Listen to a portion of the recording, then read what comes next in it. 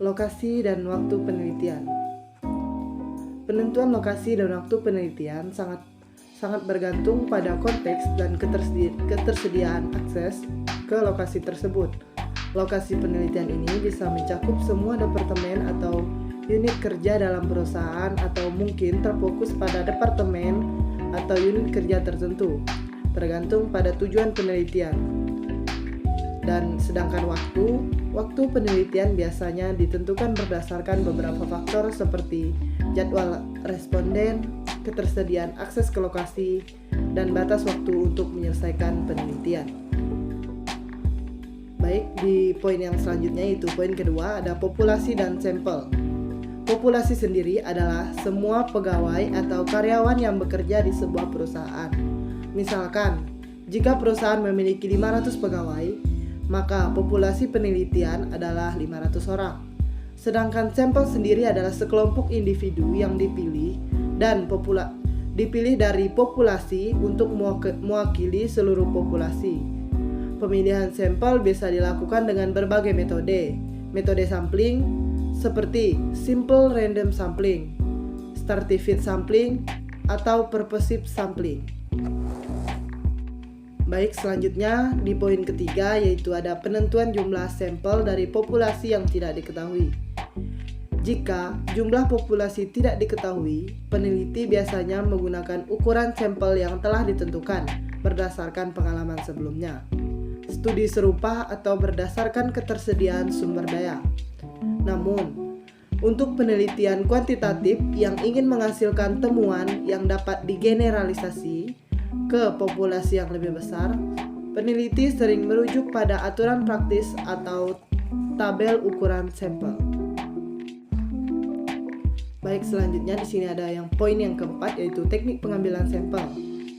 Terdapat beberapa teknik pengambilan sampel yang bisa digunakan dalam penelitian, tergantung pada tujuan penelitian dan sifat populasi. Berikut ini adalah beberapa teknik pengambilan sampel. Yang pertama, simple random sampling. Yang kedua, stratified random sampling. Yang ketiga, cluster sampling. Yang keempat, kuota sampling non-probabilistik. Yang kelima, purposive or judgmental sampling non-probabilistik. Yang keenam, snowball sampling non-probabilistik. Yang ketujuh, convenience sampling non-probabilistik. Di poin yang kelima ini ada accidental random sampling. Accidental sampling juga dikenal sebagai convenience sampling atau opportunistic sampling. Adalah teknik pengambilan sampel non-probabilistik di mana subjek dipilih berdasarkan ketersediaan dan aksesibilitas mereka. Ini sering digunakan ketika peneliti memiliki akses terbatas ke populasi target dan membutuhkan cara cepat dan mudah untuk mengumpulkan data. Baik, selanjutnya kita lanjut ke poin yang keenam, yaitu langkah-langkah pengambilan sampel dengan random sampling. Berikut ini adalah langkah-langkah pengambilan sampel dengan metode random sampling. Yang pertama, kita harus menentukan ukuran sampel. Yang kedua, pengambilan sampel acak. Yang ketiga, konfirmasi kesiapan responden. Yang keempat, pengumpulan data. Dan yang terakhir, kita dapat menganalisis data. Baik, di poin yang selanjutnya itu ada poin ketujuh, yaitu metode pengumpulan data. Metode pengumpulan data yang pertama itu ada survei atau survei. Yang kedua, wawancara atau interview. Yang ketiga, observasi atau observation. Yang keempat, analisis dokumen atau dokumen analyze. Yang kelima, studi kasus atau case study. Yang keenam, eksperimen atau eksperimen. Yang ketujuh, kuesioner atau questionnaire. Yang kedelapan, focus group discussion atau FGD. Baik, di poin yang kedelapan yaitu ada sumber data. Sumber-sumbernya yaitu sumber manusia, wawancara, survei, focus group discussion atau FGD, sumber dokumen tertulis, rekaman audio atau video, arsip atau basis data, sumber observasi, pengamatan langsung, sumber sekunder, data yang ada, sumber daring, sumber sensor dan teknologi cerdas, sensor fisik, Internet of Things, sumber catatan medis dan kesehatan, rekam medis, data kesehatan masyarakat, sumber visual, gambar dan video, sumber percakapan dan interaksi, chat logs, dan yang terakhir ada rekaman percakapan. Baik, di poin yang ke-9 ini saya akan menjelaskan tentang uji validitas dan reliabilitas.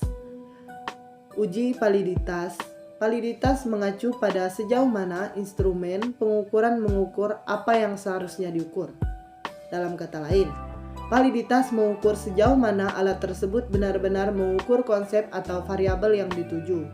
Terdapat beberapa jenis validitas, yaitu ada 3, validitas konten, validitas konstruksi, dan yang terakhir, validitas kriteria. Baik, selanjutnya itu ada uji reliabilitas. Uji reliabilitas mengacu pada sejauh mana instrumen pengukuran menghasilkan hasil yang konsisten dan stabil ketika diukur. Diukur ulang dalam situasi yang sama atau mirip. Dalam kata lain, reliabilitas menunjukkan tingkat ketepatan dan keandalan instrumen. Baik, di sini ada poin yang ke-10, yaitu variabel penelitian. Di dalam penelitian yang bertujuan untuk mengetahui pengaruh lingkungan kerja dan motivasi kerja terhadap kinerja pegawai, variabel penelitian yang umumnya digunakan adalah yang pertama, ada variabel independen atau penyebab. Variabel ini adalah faktor yang mempengaruhi atau merubah variabel lainnya. Dan yang kedua, ada variabel dependen atau akibat. Variabel ini adalah hasil atau efek dari variabel independen. Yang terakhir ada variabel kontrol. Variabel ini mungkin mempengaruhi hubungan antara variabel independen dan dependen, tetapi bukan fokus utama pada penelitian. Baik, ini adalah poin terakhir dari video kali ini, yaitu ada yang ke-11, yaitu asumsi klasik. Asumsi klasik dalam regresi linear meliputi yang pertama, linearitas, yang kedua, independensi, yang ketiga, homoskedastisitas, yang keempat, normalitas, dan yang terakhir, yang kelima, multikolinearitas. Melanggar asumsi ini dapat menghasilkan estimasi koefisien yang bias atau tidak efisien dan tes hipotesis yang salah.